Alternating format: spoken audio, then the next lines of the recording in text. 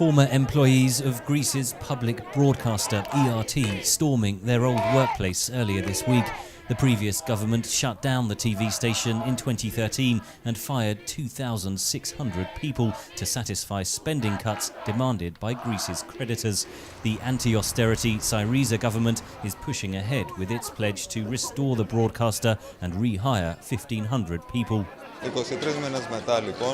After 23 months, we entered the building of ERT again, from where the riot police took us out. I would like to say I feel like a winner, but this homecoming has a bitter taste.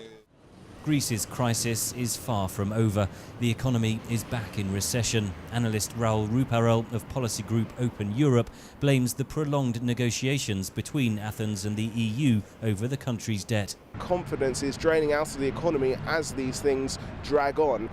Greece made a loan repayment worth $858 million to the International Monetary Fund Monday, but only by tapping emergency reserves held at the IMF itself.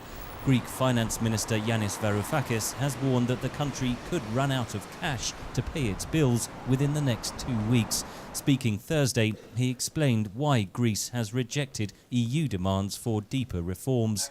Because if I put my signature, I will be just another finance minister who signed a medium-term fiscal adjustment program while knowing it's not feasible.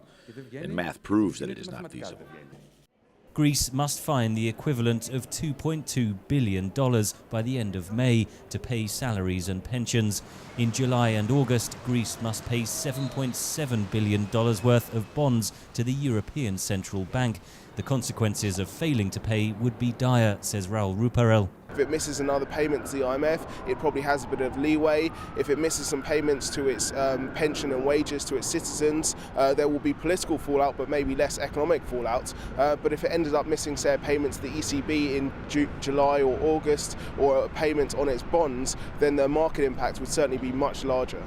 Greeks are bracing for bad news, says Professor Ioannis Kokoris of Queen Mary University London, who spoke to VOA via Skype from Athens. People keep withdrawing money. There have been a lot of initiatives to actually try to recapitalize the banks from deposits. It hasn't been working so well because of this uncertainty, because we do not know what will happen next Monday and the Monday after and the Monday after that.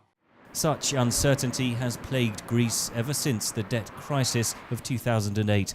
Unless Greece and the EU reach a last-minute deal, that crisis could come to a head in the coming days as the cash finally starts to run out. Henry Ridgwell for VOA News, London.